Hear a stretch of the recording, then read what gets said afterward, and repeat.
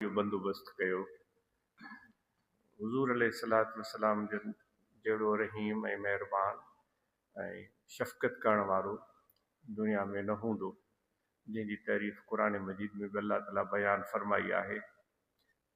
पाण फरमाइनि था जेको ज़मीन वारनि ते रहम कंदो त उन ते आसमान वारो यानी अल्लाह जी ज़ात उन ते रहम फरमाईंदी।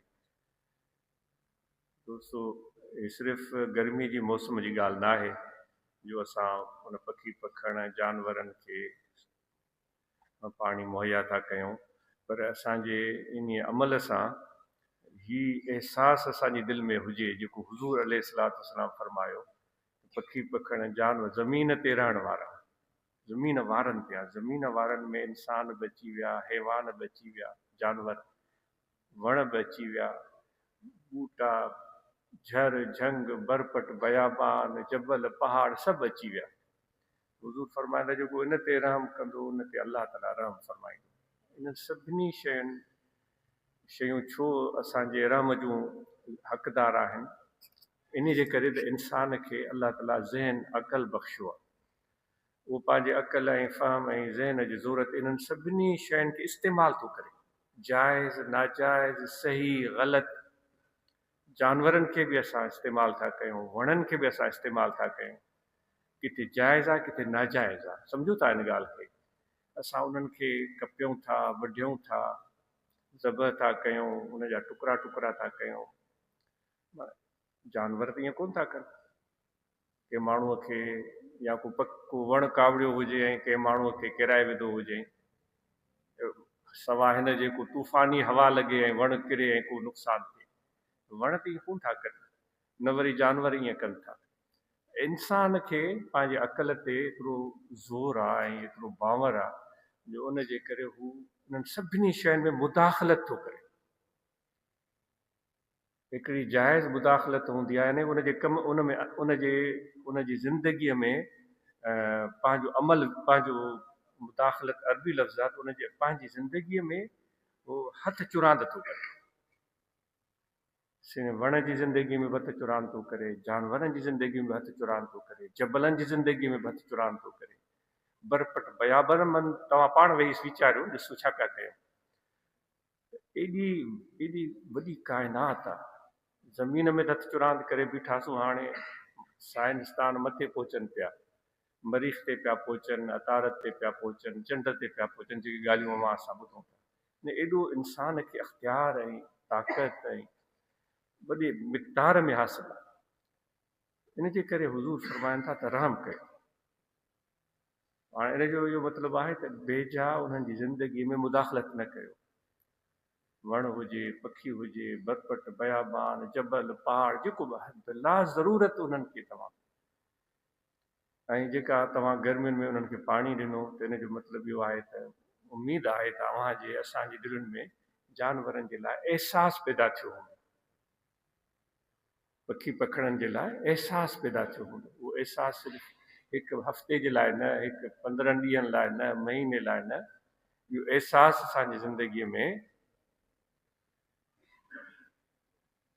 पूरी जेसि ताईं ज़ेर आहियूं तेसि ताईं इहो अहसासु असां सां रहणु खपे। तव्हां सम्झो पिया आजिज़ जी ॻाल्हि से? इहे असां सां भाङे भाईवार आहिनि। केतिरा हाणे जीअं हिते पाण में घर वेठा हुयासीं, असांजा सभई नींगरियूं सभु वेठियूं हुयूं, उन्हनि ॻाल्हि कई त असांजे हिन इलाइक़े में तोतनि सां ॾाढो थो थिए।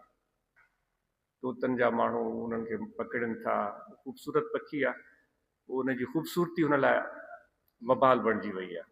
पकड़नि था, वेंदे उन्हनि जे अखिरनि मां वञी उनजा आना बि खणनि था। इहा ॻाल्हि अव्हां हिते वेठा आहियूं, असांखे नथी सूझे। जेकॾहिं असांजे घर में को ईअं हथ चुरांद करे, असांजे औलाद सां को ईअं हथ चुरांद करे, असां छा महसूसु कंदासीं? अहिड़े ज़ुल्म खां असां सभिनी खे बचण जी ज़रूरत आहे।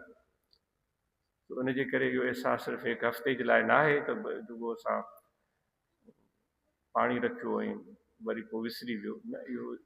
इहो असां हिकु वचन कयो अल्लाह ताला जी ज़ात सां, हुज़ूर अलैहिस्सलातु वस्सलाम सां, तव्हांजी फरमान बरदारी, पर असांजी पंहिंजी ज़िमेदारी आहे। असांखे पाण खे सोचणु खपे। सुभाणे को मौलवी अचे बीहे ऐं मनसूब करे त हुज़ूर अलैहिस्सलातु वस्सलाम ईअं बि फरमायो हाणे हुन सच चयो अलाए सच न चयो, हुन मनसूब त करे छॾी ॻाल्हि। अलाह साईं हीअं फरमायो। इन ॻाल्हि लाइ अव्हांखे गुज़ारिश थी कजे त पंहिंजे अक़ल ऐं फ़हम खां कमु वठो। जेको ॻाल्हाए पियो उनजी गुफ़्तगू सही बि थी सघे थी, ग़लति बि थी सघे थी। अव्हां सम्झो पिया सही, भली आजिज़ हुजे या को भली आलिम मुफ़्ती हुजे, अव्हांखे सोचण जी ज़रूरत आहे। जेका ॻाल्हि पियो करे या सही बि थी सघे थी, ग़लति बि थी सघे थी। अव्हां पंहिंजे अक़ल जी तराज़ी में हिनखे तोरियो ऐं उन ते वीचार कयो। अखियूं बूटे हलण जी ज़रूरत न आहे दोस्तो। सुभाणे जीअं उहो असांजा मुर्शिद फरमाईंदा हुया त हिकिड़ो मौलवी वियो हिकिड़े ॻोठड़े में, शायद मुझे अभी नज़र पड़ी, कुछ लोग ऐसे हैं जो सिंधी नहीं समझते। तो आप तो उर्दू समझ जाते हैं ना, मुझे उम्मीद है आप समझ लेते होंगे। ॾाहिरी असांजा पुराणा दोस्त आहिनि, प्यारा दोस्त आहिनि, तो उन्हनि दोस्तनि खे ॾिसी सिंधी ॻाल्हाइण ते दिलि चाहियो त सिंधी ॻाल्हाइजे। वो एक आलिम मौलवी था, वो गया किसी गांव में, क्योंकि पेट तो हर एक के साथ है। हम कितना खुदा के लिए काम करते हैं, कितना पेट के लिए काम करते हैं, वो आपको तो पता नहीं होगा ना। वो मौलवी को या मुझ जैसे बंदे को पता होगा जो आपके सामने मोतबर बनकर बैठता है, वो कितनी हक के लिए कर रहा है, कितना पेट के लिए कर रहा है, ये आपको भी पता होना चाहिए। पेट जैसे आपको परेशान करता है, भूख जैसे आपको सताती है, इस तरह मौलवी, इसी तरह मौलवी पीर को भी सताती है। उसको भी अपने घर के लिए, अपने पेट के लिए बहुत सारी चीज़ें चाहिए। वो कोई आसमान से नहीं उतरे हैं या फरिश्तों की तरह नूर की पैदाइश वो नहीं है, वो भी आप और हम जैसे ही इंसान है। बहरहाल मौलवी गया, उसकी तकरीर का मकसद तो ये था कि मुझे लोग पैसे देंगे, तो उसने बड़ी जोर लगाए तो वो लोगों पर असर नहीं हो रहा था। तो है लतीफ़ा, इसमें कोई ये ज़रूरी नहीं ऐसी बात हो, ये समझाने के लिए अर्ज़ की जा रही है कि हम आंख बंद करके किसी की बात पर अमल एतबार करने के बजाय हमें सोचना चाहिए। तो वो तकरीर की, उसने काफ़ी ज़ोर लगाया लेकिन कोई नतीजा नहीं निकल रहा था।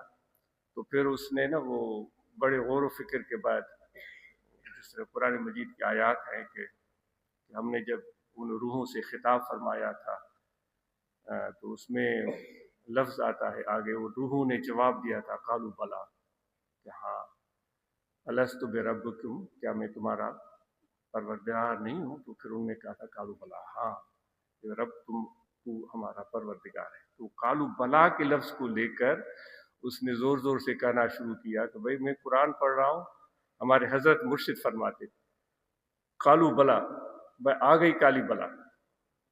कालू बला की माना है कि उन रूहों ने कहा कि हाँ।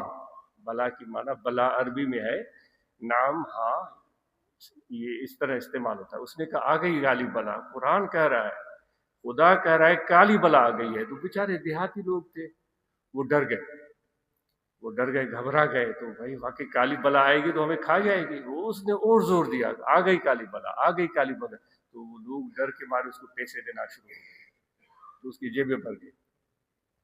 तो इसलिए दोस्तों, ये जो माशाल्लाह आपने अच्छा काम किया और आपने उस पर खिदमत सरंजाम दी, खिदमत सरंजाम ॾिनी, अल्लाह ताला के अजर अता करे। बेहद ख़ुशी थी। असां सभई हिन तॾे, ऐं हीअ असां सभिनी जो तॾो आहे न, मोरो हुजे, हालाणी हुजे, कोटड़ी हुजे, साईं काज़ी अहमद हुजे, हे सभु असां हिन इलाइक़े वासी, हे असांजो तॾो, मुर्शिदनि जो तॾो। उते महिमान आया, पंजाब खां आया, सरहद खां आया, केपी खां आया, बलूचिस्तान खां आया, ॿाहिरिनि मुल्कनि मां आया, उन्हनि अव्हां ख़िदमत कई, उन्हनि खे अव्हां ख़ुशि आमदीद भली करे आया चयो, उन्हनि जे सुख आराम जो ख़्यालु कयो। अव्हांखे मुबारक हुजे, अव्हांजो भाग भलो जो अहिड़नि सुहिणनि महिमाननि जी जेके अल्लाह ताला जे ज़िक्र वास्ते हिते आया, उन्हनि जी अव्हां ख़िदमत कई। आफ़रीन, जज़ाकल्लाह।